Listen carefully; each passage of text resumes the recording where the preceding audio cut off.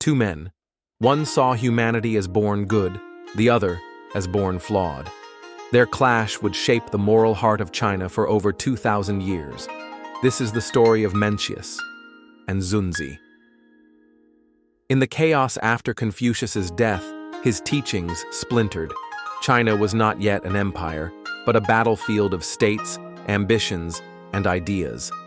Among the wandering philosophers, two rose above the rest.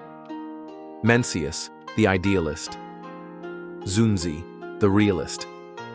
Their words were not just theory, they were blueprints for how to govern an empire and how to control the human soul.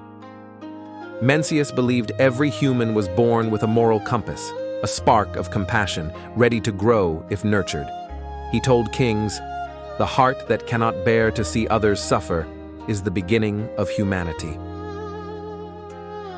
To Mencius, a ruler's duty was to protect this goodness, not crush it. Benevolence, justice, and moral example. These were the tools of true leadership. But if we are born good, why does evil flourish?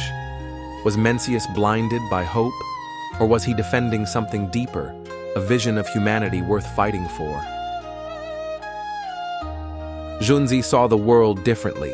To him, humans were not born noble, but selfish, chaotic, dangerous. Left unchecked, we would tear each other apart. Human nature is evil, he wrote. Goodness is the result of conscious activity. Morality was not a seed, it was a cage.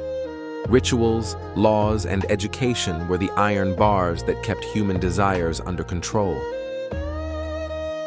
Two visions, one of trust, one of control. Imagine them in the same court, debating before a king. Mencius stood for the belief that people, at their core, carried goodness, and that a ruler's strength came from guiding it with virtue. Xunzi opposed him, certain that without strict laws and ritual, society would descend into chaos. Around them, ministers listened, weighing the future of the state. The question was larger than the men themselves. Should an empire be built on faith in its people, or fear of what they might become? The Warring States period was no place for dreamers. States rose and fell in bloody cycles. Farmers were taxed into hunger. Armies marched endlessly. In such times, Mencius's hope could seem naive. Xunzi's harsh order could seem necessary. And yet, both were Confucian. Both claimed the same master. This was not a fight between rival schools, but a civil war inside Confucianism itself. The clash would not end in their lifetimes, but their ideas would echo through the dynasties, and one of them would have a student whose teachings would change China forever. In the last violent breaths of the warring states, kings no longer wanted philosophy, they wanted survival. And from the shadow of Xunzi's study emerged a student, sharper than a sword's edge. Han Feizi. Where Xunzi saw humanity as dangerous, Han Feizi saw an opportunity. Laws, he said, should be as unbending as iron. Punishments, swift and merciless. Rewards, rare, and only for absolute loyalty. People would not obey because they were good. They would obey because they had no choice. This creed, legalism, became the weapon of the first emperor of Qin. Under it, China was united for the first time. Roads, currency, weights, and writing, all standardized. But unity came with fire. Books burned in great pyres. Scholars were silenced. Dissent was buried. Sometimes, quite literally, it was order, built on fear. And it left one question echoing across history. Was this ruthless unity worth the cost of freedom? Mencius's voice never vanished. It waited. Centuries after the fires of Qin, China entered the Song Dynasty, a time of trade, art, and learning. The empire sought not just power, but wisdom. Scholars dusted off the old scrolls and found Mencius waiting. His belief in human goodness was not just remembered, it became the heart of Neo-Confucianism. His writings joined the 4 books, the sacred texts every scholar had to master to serve in government. Imagine it, thousands of candidates from every corner of China, filling vast examination halls, all writing of benevolence, justice, and the moral duty of rulers.